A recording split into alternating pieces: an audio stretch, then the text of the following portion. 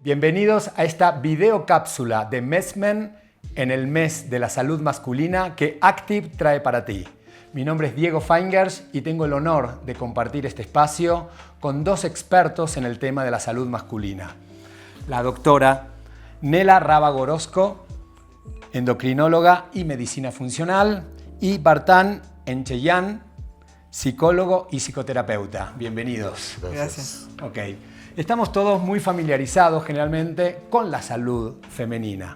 Como que las mujeres están mucho más acostumbradas desde jóvenes a acudir a los doctores, estar haciéndose chequeos constantes, cosa que a los hombres no nos sucede.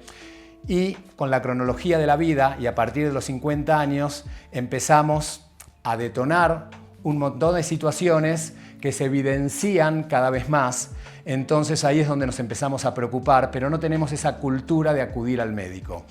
Entonces, lo primero que te quiero preguntar es que nos expliques un poquito de qué se trata la salud masculina a partir de los 50 años. Bueno, mira, es bien sabido que a partir de los 35 años, muchas de las hormonas, en especial la testosterona en los hombres, empieza a disminuir. Y a partir más o menos de los 50, 53 años, viene una caída abrupta de la testosterona, que es una de las hormonas principales para el mantenimiento de la vitalidad en el hombre.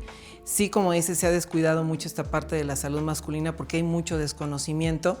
Los hombres empiezan a tener cierto tipo de síntomas y se acostumbran a vivir así, lo cual no es normal. La idea de esto, bueno, es obviamente dar las pautas para que todos los hombres que nos están viendo en este programa aprendan a cuidarse y a detectar este tipo de síntomas. Por un lado tenemos aquí la parte física, lo que nos sucede a nivel fisiológico, pero también es muy importante lo que nos sucede a nivel psicológico y emocional. Vartan, ¿qué nos puedes decir tú que sucede a partir de los 50 años?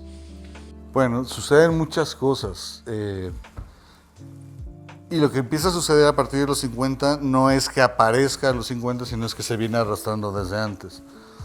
Con eso que comentaba Nela, cuando empieza a disminuir la energía, empieza a haber ciertos síntomas de sobrepeso, de cansancio, lo que empieza a suceder o se empieza a evidenciar es que hay muchos roles con los que estábamos identificados que ya no son sostenibles. Y entonces ahí los hombres empezamos a estar en crisis porque ya no puedo ser el proveedor si ya me corrieron, porque ya no tengo la actividad sexual que tenía antes y ahora ya no puedo. Entonces hay un proceso de crisis porque no puedo sostener esas identidades que me hacían, entre comillas, funcional. Entonces ahí hay que empezar a hacer un trabajo muy profundo psicoemocional para trabajar con esas identificaciones que usualmente son falsas y poder entrar en un proceso de autoconocimiento y de aceptación real, ¿no? Estamos todos muy familiarizados con la menopausia femenina.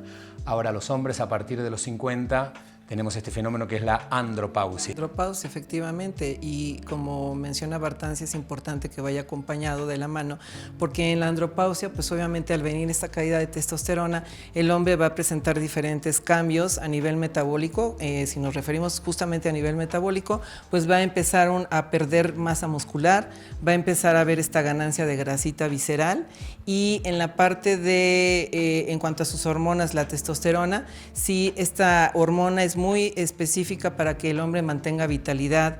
El hombre empieza a sentirse cansado, que es uno de los síntomas de la andropausia, baja el apetito sexual, la fuerza de las erecciones, empiezan a referir problemas de insomnio, mal humor, intolerancia, depresión o cambios en el estado de ánimo, a veces manejados también con ansiedad. Si nosotros damos esta corrección a tiempo, vamos a evitar que el hombre tenga todos estos cambios que van a drenar o van a mermar en la calidad de vida del paciente. Entonces es importante detectarlos y en su momento trabajarlos. Con respecto a la salud mental, ¿cómo podemos empezar a revertir todos estos acontecimientos? Yo creo que no se trata de una reversión, sino más bien, como decía anteriormente, de un autoconocimiento, de poder identificar las identidades falsas con las que me he sobreidentificado para poder entrar en un proceso de averiguar quién sí soy, ¿no? Un ejemplo, si yo de joven fui un deportista exitoso y me identifiqué con esa figura de deportista y llego a los 50 años y me baja la testosterona y ya no tengo la capacidad y ni el rendimiento de sostener esa identidad con la que me identifiqué, no se trata de regresar al tiempo, a tener la energía que tenía a los 20 años, porque no es posible, sino a aceptar que estoy en un proceso diferente, que esa identidad ya está caduca y de alguna manera conocerme para ver quién sí estoy siendo hoy y poder estar en paz con quien soy hoy y soltar esa identidad pasada, ¿no? Es un trabajo de autoconocimiento y de aceptación de mi nueva realidad. Todo esto que es antiedad, todos estos tratamientos, por ejemplo, ¿cómo se da a nivel físico? Mira, prácticamente esto lo vemos mucho en la medicina funcional.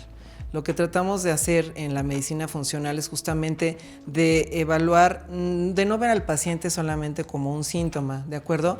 Sino valorar qué estilo de vida está llevando, cómo se está alimentando, cómo está la parte de metabolismo, la parte de hormonas, cómo controla o cómo maneja el estrés. Ahora vamos a temas específicos. Por ejemplo, temas que tenemos muy relacionados con el género femenino, pero que también nos pasa a los hombres. El tema puntual, cáncer de mama. O que el cáncer de mama en realidad es un cáncer que se da en el hombre, pero se da en una frecuencia mucho menor que la mujer. Estamos hablando que en las mujeres normalmente es un caso por cada 100 mujeres y en un hombre es un caso por cada 1000 hombres, ¿de acuerdo? Es un tipo de cáncer que para diagnosticarlo cuesta un poco más de trabajo en el hombre porque el hombre no se hace mastografías, no se hace ultrasonidos, no se hace nada de esto. Entonces sí hay ciertos factores de riesgo que se pueden encontrar para el desarrollo de cáncer de mama en el hombre, que en primer lugar pueden ser una mutación genética, que es lo que puede favorecerlo. Puede ser también exposición a radiaciones que pueden detonar este cáncer de mama en el hombre y también puede ser un exceso de estrógenos que puede estar dado por un consumo excesivo de alcohol o también por la obesidad. Así como las mujeres nos piden que nos tenemos que explorar, el hombre también tiene que explorar porque tiene que ver que no haya algún abultamiento en los pezones, que no cambie el color o la textura del pezón, que no tenga salida de secreción, que no migre o mueva el pezón o apunte la dirección hacia otro lado. Entonces, esos son como que los principales datos de sospecha de que algo no está bien, ¿de acuerdo? ¿Qué tenemos que hacer nosotros en este caso para el diagnóstico? Bueno, entonces recurrir lo que es las mastografías, resonancia magnética, ultrasonido, para ya poder tener en conjunto este diagnóstico. A nivel psicológico, ¿cómo se trabaja con el paciente?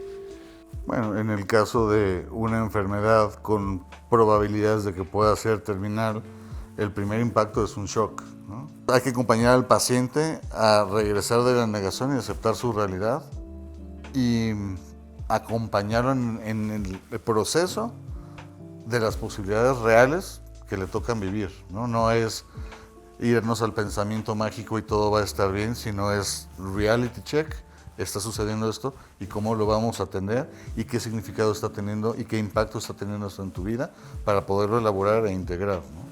Ahora me gustaría entrar en un tema que estamos un poquito más familiarizados como hombres, que es el tema del control de próstata. A partir de los 45 años es importante que los hombres empiecen a hacerse su check-up de próstata porque es normal que con la edad la próstata vaya creciendo y es algo que se conoce como hiperplasia prostática.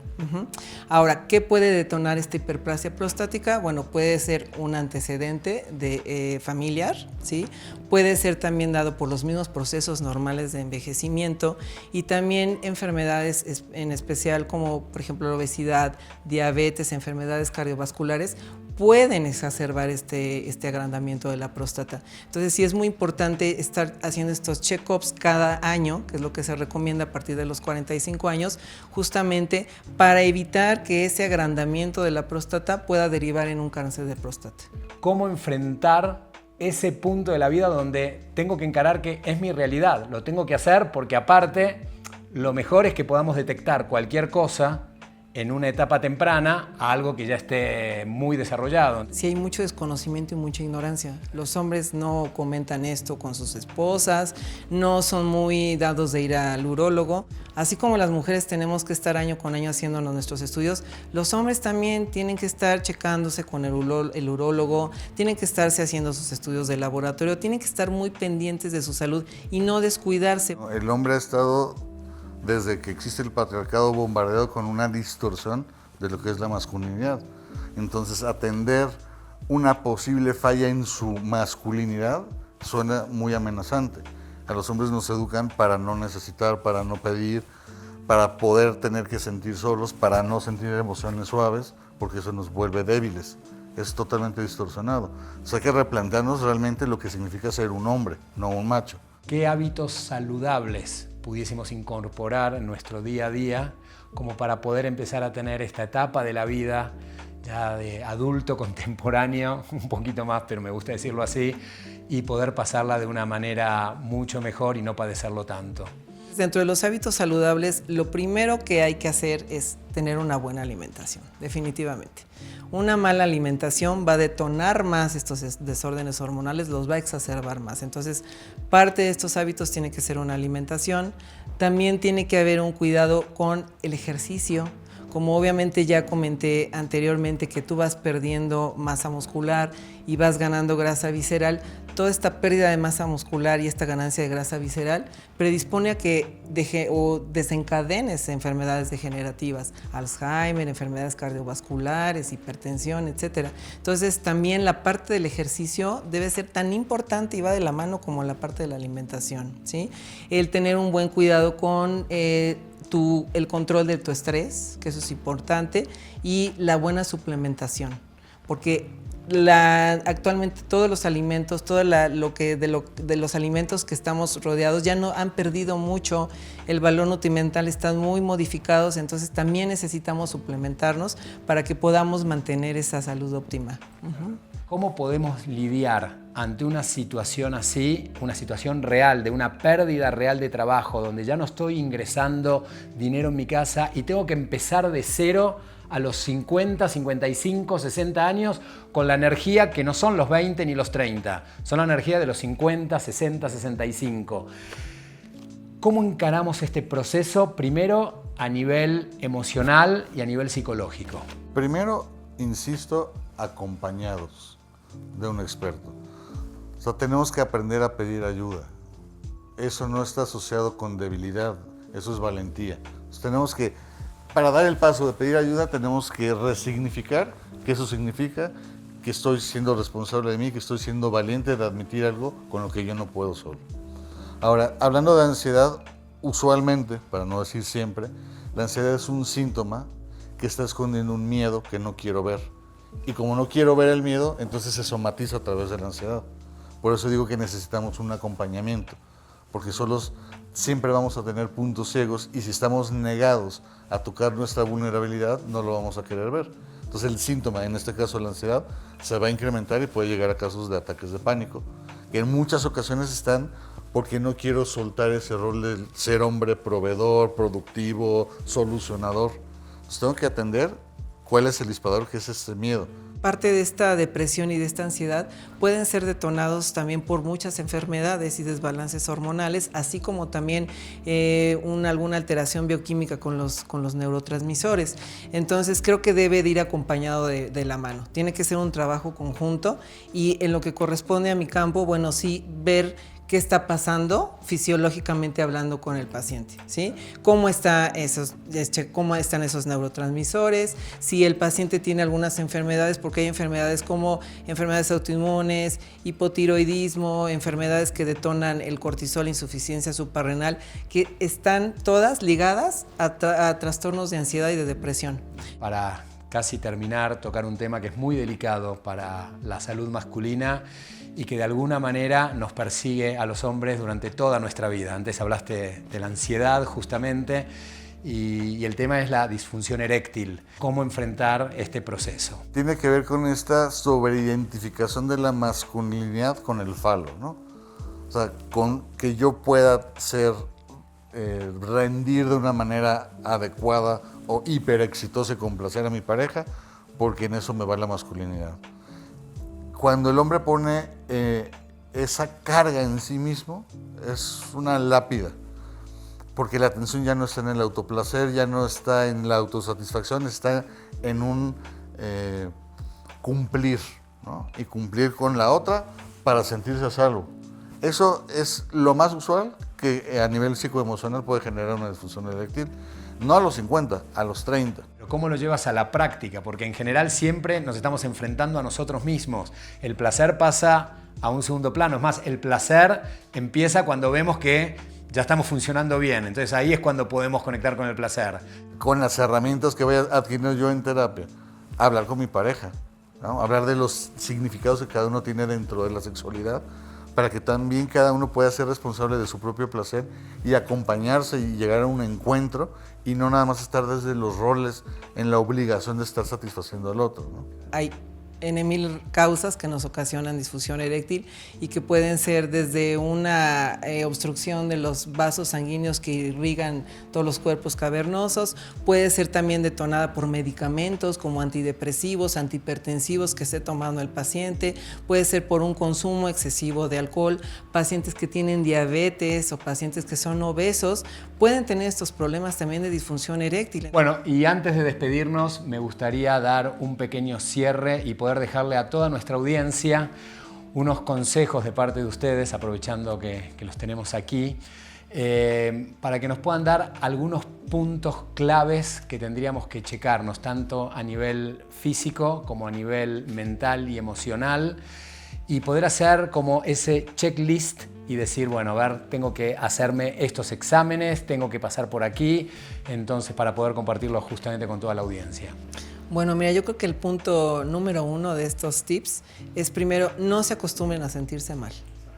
No se acostumbren. No es normal que no duerman, no es normal que su desempeño sexual haya disminuido, no es normal que sientan depresión, que estén ansiosos, no es normal que se la vivan agotados. Siempre que se detona algún síntoma así, es que algo está pasando. Entonces, en primer lugar, no ignorarlo, ¿sí? En segundo lugar, yo les recomendaría atenderse. Vayan con un facultativo de la salud, un endocrinólogo, a su urólogo, para que los estén checando. Es importante que una vez al año vayan a hacerse sus check-ups generales con sus médicos de base para que podamos detectar a tiempo cualquiera de estas enfermedades o desbalances que puedan presentarse. También es importante una vez al año, en especial obviamente para la salud masculina, hacer sus check-ups de exámenes de laboratorios.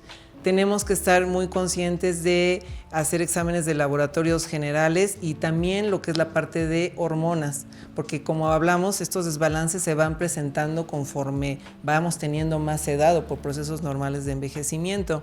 Y bueno, pues la cuestión para lo que es la próstata, su antígeno prostático, por favor, tienen que acudir con el urólogo, no se dejen para el final. A nivel psicoemocional, el primer punto que yo diría es identificar en qué áreas de mi vida me siento insatisfecho, que va mucho de lo que decías en tu primer punto también, para empezar a identificar esos puntos y atenderlos. Otra es atrévete a ser hombre, o sea, empieza a confrontar que tienes el mismo derecho que las mujeres de sentir tristeza, alegría, frustración, enojo, y tener el valor de poderlo expresar y entonces pedir ayuda. Ese es un punto fundamental. Si no logramos darnos ese derecho de no poder y de necesitar a otro, nos vamos a hundir. Separar lo que estoy haciendo por obligación o por deber ser versus lo que sí me va a dar satisfacción, que usualmente vivimos en esa línea en donde les damos más el valor al deber ser, a lo que tengo que hacer versus a lo que necesito o a lo que quiero hacer. Porque estar en el deber ser me va a llevar siempre a una frustración y a una insatisfacción. O sea, hay muchas señales que a veces no podemos hacer solos. Insisto, vayan a terapia, sean valientes. Vivimos aparentando, ¿no? Que nos vean con el último modelo de coche, la casa, y lo último que pensamos es cuáles son nuestras necesidades reales. Bueno, súper interesante realmente la plática. Doctora Nela Rábago Orozco, endocrinóloga, muchísimas gracias por tu presencia. Gracias. Bartán Incheyán, psicoterapeuta, psicólogo, muchísimas gracias. Sí, Diego, gracias. Y espero que les haya sido tan útil como nos ha ido a nosotros. Así que en nombre de Active, estas videocápsulas de MESMEN en el mes de la salud masculina, muchísimas gracias.